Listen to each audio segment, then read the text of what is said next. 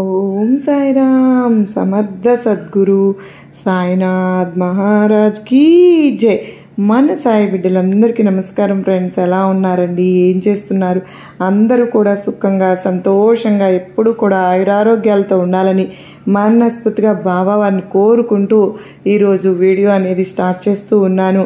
ఇక ఈరోజు సాయినాథుడు ఏమి సందేశాన్ని తీసుకొచ్చారు అంటే గనుక, తల్లి రేపటి రోజున నీ ఎంట మునిపెన్నడూ చూడని అద్భుతాన్ని నువ్వు చూడబోతున్నావమ్మా. నీ సాయి తండ్రిని నమ్మి ఇప్పుడే ఈ క్షణమే ఇది విను. పూర్తిగా నీ జీవితమే మారిపోతుంది. నువ్వు అనుకోని అదృష్టం నీ కళ్ళ ముందు కనిపిస్తుంది. నీ బాబాపై నీకు నమ్మకం ఉంది కదూ. ఇక ఎందుకు ఆలస్యం, మరెందుకు దిగులు? వెంటనే విను అని సాయినాథుడు చెప్తూ ఉన్నారు. మరి సాయినాథుడు మనకు ఏమి చెప్పబోతూ ఉన్నారో, ఎటువంటి సందేశాన్ని అందించబోతూ ఉన్నారు, అసలు మన ఇంట్లో ఎలాంటి శుభకార్యం జరగబోతుందో ఇవన్నీ కూడా మనం తెలుసుకుందాం. మనలో చాలామంది కూడా ఇంట్లో ఎన్నో శుభకార్యాలు చేయాలని చెప్పి అనుకుంటుంటాం. పెళ్ళి అయినా సరే, గృహప్రవేశమైనా, కానీ ఏదైనా కొత్తగా వ్యాపారం స్టార్ట్ చేసుకుందామన్నా, బిజినెస్ స్టార్ట్ చేసుకుందాం అనుకున్నా, చేయడం కానీ ఇలా ఏదో ఒకటి మనకు నచ్చింది. ఏదైనా సరే మనకంటూ ఒక సొంతంగా ఉండాలి అని మనం ఎప్పుడు కూడా ఆశపడుతూ ఉంటాం. అదే ఆ ఆశనే మనం సాయినాథుని కూడా అడుగుతూ ఉంటాం. సాయినాథుడు, నాకు ఆశ ఉంది బాబా, నాకు ఇది ఉంది, నాకు ఇది కావాలి తండ్రి, మా ఇంట శుభకార్యం జరిపించు బాబా, ఇంట్లో మంచి సంతోషాన్ని నింపు తండ్రి, ఇంట్లో ఒక అద్భుతాన్ని జరిపించు బాబా. ఎన్నాళ్ళు ఈ కష్టాలు, బాధలు, సమస్యలు అని చెప్పి ప్రతిరోజు కూడా మనం సాయినాథుని అడుగుతూనే ఉంటాము, వేడుకుంటూనే ఉంటాం కదా. మరి అందుకోసంగా సాయినాథుడు ఈరోజు ఈ సందేశాన్ని అయితే తీసుకొచ్చారు. మరి ఏది ఏమైనా సరే మన జీవితాన్ని మార్చే ఒక చక్కటి సందేశాన్ని సాయినాథుడు ఈ రోజున తీసుకొస్తున్నారు. అది ఏంటి ఆ సందేశం, మరి ఆ అద్భుతం ఏంటో స్వయంగా మన సాయినాథుని మాటల్లోనే విందామా? తల్లి రాసి పెట్టుకో, మునిపెన్నడు చూడని అద్భుతాన్ని నీ జీవితంలో, నీ ఇంట్లో నేను జరిపించబోతూ ఉన్నాను. నన్ను నీ తండ్రిగా భావించి ఉంటే గనుక ఈ క్షణమే విను. అస్సలు నిర్లక్ష్యం చేయవద్దమ్మా. ఇవి నువ్వు ఖచ్చితంగా తెలుసుకోవాల్సిన వార్తల్లో ఒకటి తల్లి. ఇది నువ్వు తెలుసుకుంటే నీ జీవితం అనేది ఎంతో అద్భుతంగా ఉంటుంది. ఒక అదృష్టం అనేది నీకు రాసి పెట్టేశాను. ఇదిగో ఇప్పుడు ఈ నా మాటల్ని మౌనంగా విను, అంతే చాలు. తరువాత నువ్వు ఆశ్చర్యపోయేంత అద్భుతం నీకు నేను జరిపిస్తాను. అది చూసి నువ్వు ఆనందంతో ఎగిరి గంతులేస్తావు. అది నువ్వు ఖచ్చితంగా చూసే తీరాలి, వినే తీరాలి. మరి ఎందుకో తెలుసా, నీకున్న కష్టకాలం అంతా తొలగిపోయి నువ్వు అదృష్టకాలంలో అడుగు పెట్టబోతున్నావు కదూ. మరి ఖచ్చితంగా నువ్వు అన్నీ తెలుసుకోవాలమ్మా.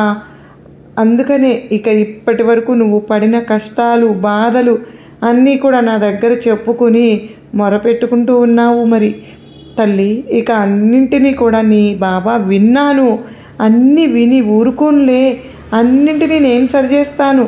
మరి అలాగే అన్నింటినీ కూడా తొలగించేస్తాను బిడ్డా. ఇక నీకు ఇప్పుడు కాస్త కష్టంగా అనిపించినా సరే, రేపటి రోజున నీకు అద్భుత కాలంగా, అదృష్ట యోగంగా మారబోతోంది. మరి నేను మార్చబోతూ ఉన్నాను. ఇక కంగారు పడవద్దు, అన్నీ చక్కదిద్దుకుంటాయి కదా తల్లి. ఒక్కటి చెప్పనా, నీది నాది జన్మల బంధం అమ్మా. అందుకే నిన్ను నా బిడ్డగా ఎంచుకున్నాను. మరి నీ ఇంట్లో ఉన్న కుటుంబ సభ్యులు నన్ను పూజించినా, పూజించకపోయినా, నమ్మినా, నమ్మకపోయినా, మొక్కినా, మొక్కకపోయినా సరే నువ్వు నా బిడ్డవు కదా. ఒక తండ్రిగా నీ కుటుంబ బాధ్యత కూడా నాదే కదా. నువ్వు అసలు భయపడవద్దు, కంగారు పడవద్దు. నీ కుటుంబంలో ఉన్న వాళ్ళు నన్ను నమ్మకపోయినా సరే నేను నీ జీవితాన్ని మారుస్తాను. నా బిడ్డ ఒంటరిగా ఉంటే నేను ఎలా ఊరుకుంటాను? కష్టాల్లో ఉంటే ఎలా నేను కనుమరుగైపోతా అని చెప్పు? ఎక్కడికి వెళ్ళను. నువ్వు కోరింది ఇవ్వకుండా నేను ఒక్క అడుగు కూడా ముందుకు వెయ్యను. అన్నిటినీ సరిచేసి నీ చేతిలో పెడతాను. నువ్వు నా బిడ్డగా నేను ఎంచుకున్న బిడ్డవు కదా.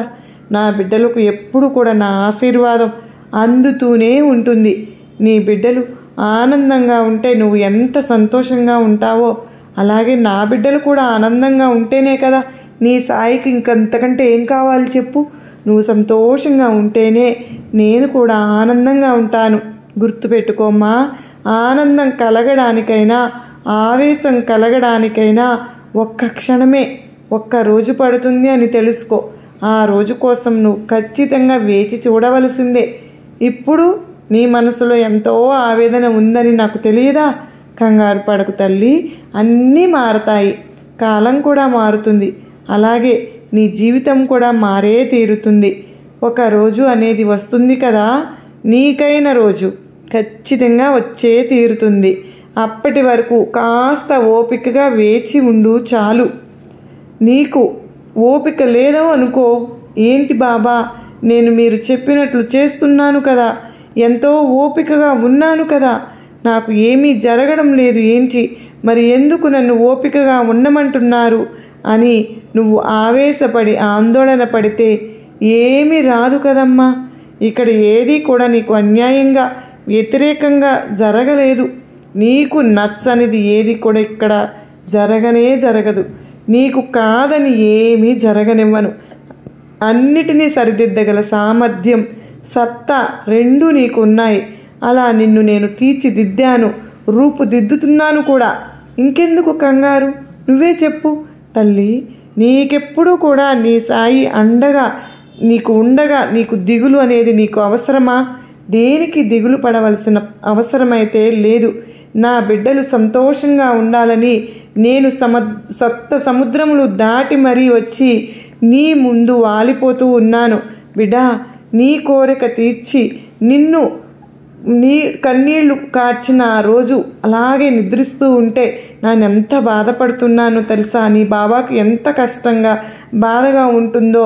ఇకపై నీ జీవితంలో ఎలాంటి కన్నీరు అనేది పెట్టుకోకుండా అసలు నేను పెట్టుకోనివ్వను కూడా. నీ సాయిని నేను ఆజ్ఞాపిస్తున్నాను తల్లి.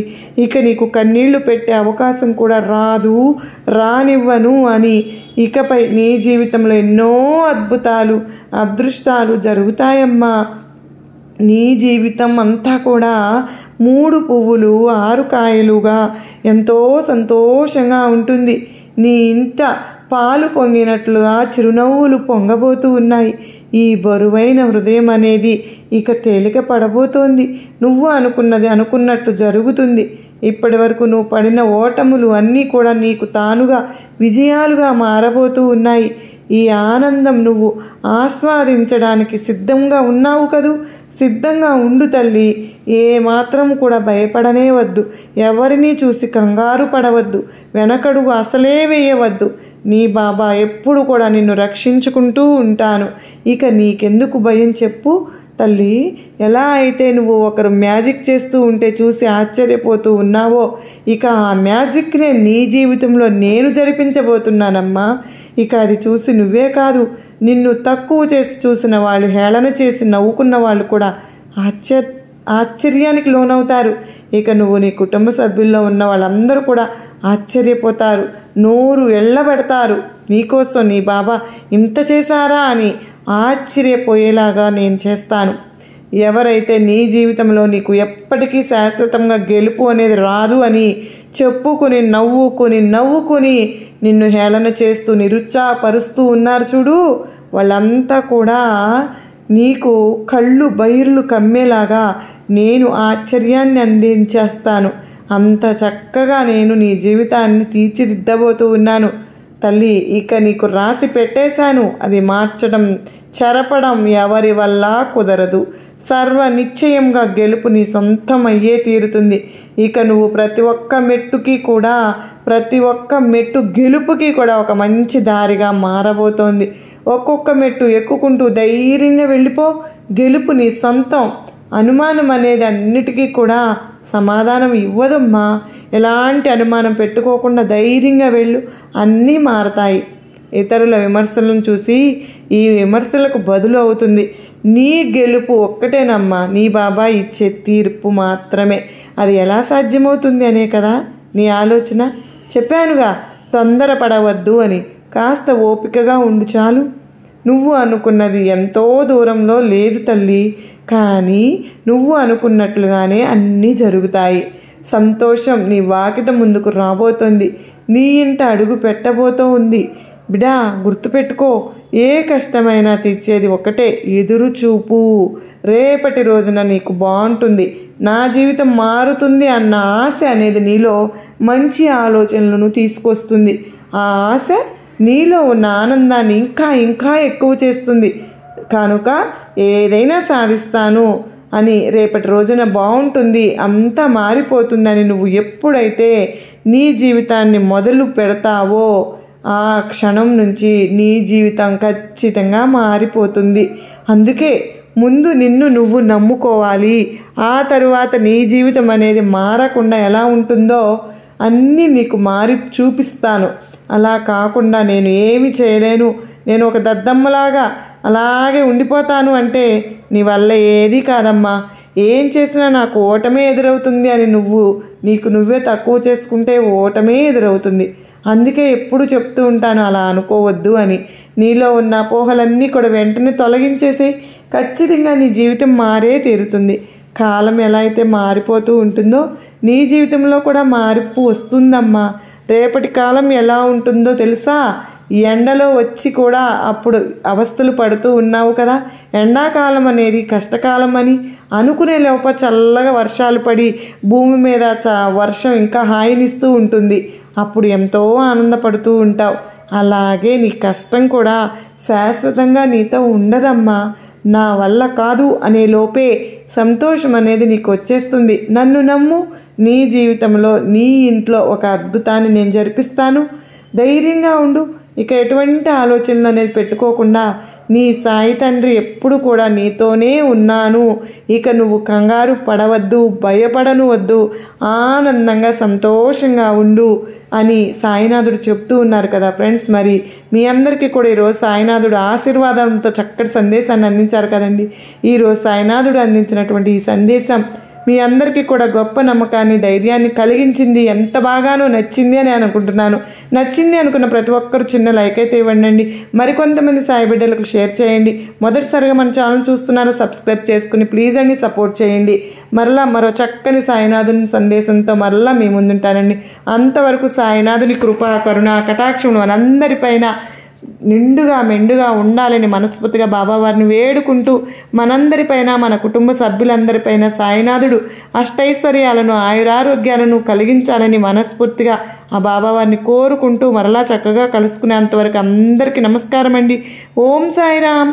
సర్వే జనా సుఖినో భవంతు, లోకా సమస్త సుఖినో భవంతు. జై సాయిరామ్ అని పలుకుదామా.